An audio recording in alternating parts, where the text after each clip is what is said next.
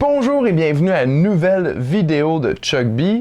Aujourd'hui, on va pas seulement critiquer un film, plutôt un trio de films, simplement parce que j'adore les films d'horreur de Noël et qu'il y en avait 3 nouveaux qui étaient sortis cette année, donc j'avais envie d'en parler et il n'y en avait pas assez non plus pour faire un nouveau top 10 de films d'horreur de Noël. Donc, sans plus tarder, commençons sans ordre vraiment avec le calendrier. D'autres personnes vont devoir mourir.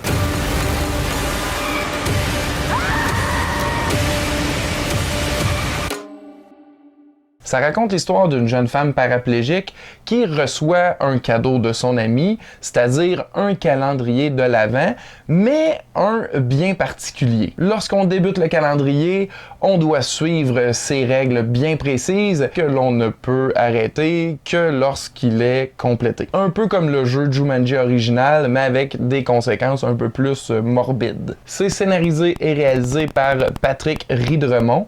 Et donc, comme vous pouvez vous en douter, c'est un film entièrement français, ce qui m'a quand même donné de bonnes attentes parce que les Français sont capables de faire des belles choses dans le cinéma d'horreur. Mais est-ce que ces attentes-là ont été remplies?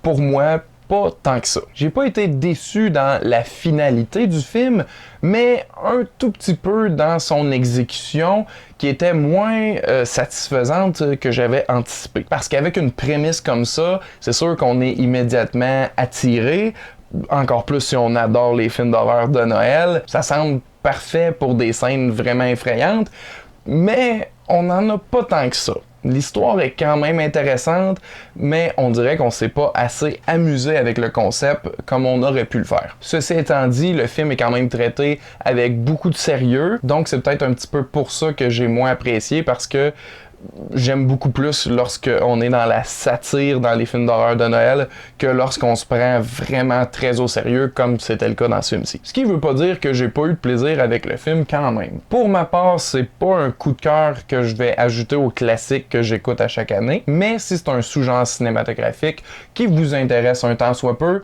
je pense que ça vaut quand même le coup d'œil. Donc si ça vous intéresse, c'est disponible sur Shudder, l'application qui est comme Netflix mais pour les fans d'horreur. On enchaîne maintenant avec Silent Night, qui a pas du tout rapport avec les autres films de la franchise Silent Night, ni le remake qui est très bon, qui a eu aussi lieu. C'est vraiment un autre film tout à fait à part, qui a quand même le même titre. Je pense qu'il aurait pu choisir de quoi d'un petit peu différent, ça aurait pu le différencier, d'autant plus que dans le sous-genre de film d'horreur de Noël, ben, il y en a pas des tonnes, là, fait que là, ça aurait pu être quand même un titre plus original. Bref, c'est pas grave, parlons du film. For our beautiful children, our beautiful friends, may we rest in peace.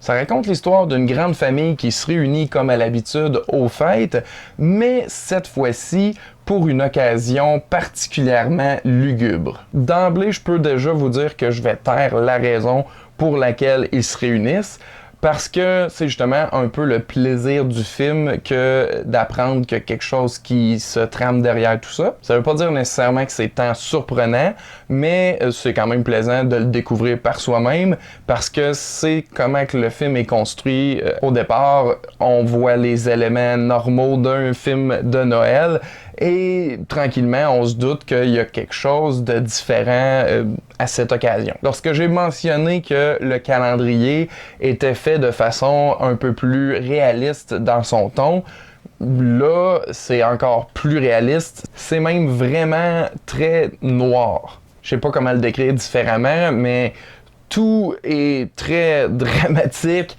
et ça rapproche beaucoup de la réalité, si on peut dire ça comme ça. J'ai quand même découvert un type de film d'horreur de Noël différent, donc j'apprécie cette originalité-là assurément, mais personnellement, je trouve pas qu'il y a une valeur de réécoute très grande parce qu'une fois qu'on sait le déroulement des événements, le film reste quand même classique. C'est un tout premier long métrage pour la scénariste et réalisatrice, mais le cast est quand même assez rempli de bons acteurs qu'on connaît. Il y a Matthew Good, Annabelle Wallis qu'on commence à connaître des films d'horreur, Lily Rose Depp, la fille à Johnny, Keira Knightley ainsi que Roman Griffin Davis. Lui à date on l'a juste vu dans Jojo Rabbit et des deux jeunes qui ont fait un film de Noël provenant de ce film-là, je pense qu'il a fait le meilleur des choix quand même.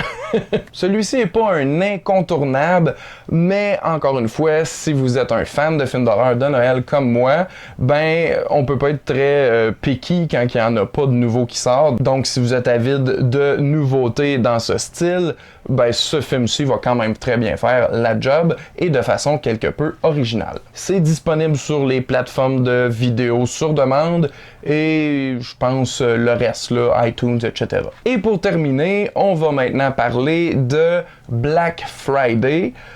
Techniquement, c'est pas un film de Noël, mais c'est un film de temps des fêtes, vu que ça se passe juste un petit peu avant, dans un magasin de jouets, avec des décorations de Noël.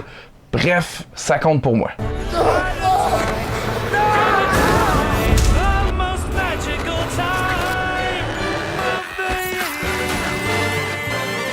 Ça raconte l'histoire d'un groupe d'employés d'un magasin de jouets qui, à l'approche du Black Friday, doivent affronter des créatures extraterrestres qui veulent envahir la Terre. Déjà, juste par le concept, vous aurez compris que le film se prend pas au sérieux et c'est très assumé, ce qui le rend quand même particulièrement bon. Faut dire que j'apprécie les films de série B et aussi les hommages aux films de série B qui sont faits plus récemment. Donc dans ce cas-ci, pour ma part, je pense que c'est ce qui a été tenté et réussi parce que ça a été vraiment amusant comme visionnement. Il y a non seulement des créatures en latex faites de façon pratique, que des kills tout simplement divertissants. Donc, pour moi, c'est une combinaison gagnante. En plus d'avoir une petite dose d'humour qui est délivrée par un cast connu de l'horreur et qu'on aime vraiment beaucoup. Entre autres, Michael J. White, qui n'a plus besoin de présentation, je crois. La petite fille qui a joué dans le Labyrinthe de Pan, ça, je ne le savais pas du tout. Devon Sawa de Destination Ultime, mais plus récemment, la très bonne série Chucky. Et pour finir, la série sur Sunday, le roi Bruce Campbell. Et donc, si tout ce que je viens de vous dire a allumé des cloches pour vous, je pense que c'est quand même un film parfait à écouter dans le temps des fêtes. Parce que, ben c'est ça, c'est un très bon film d'horreur de Noël. Boudez pas votre plaisir, c'est vraiment le fun. Je pense que ça peut même s'écouter à n'importe quel moment de l'année. Celui-là risque peut-être de se retrouver dans ma rotation annuelle, mais à tout le moins, c'est mon préféré des 3 que j'ai vus cette année. Et donc, c'est ce qui conclut ma vidéo. Ça me fait toujours un plaisir de vous donner ces recommandations-là, mais si vous en avez, vous particulièrement, écrivez-les dans les commentaires ci-dessous. Sur ce, je vous souhaite un joyeux temps des fêtes, une bonne année à tous et à la prochaine!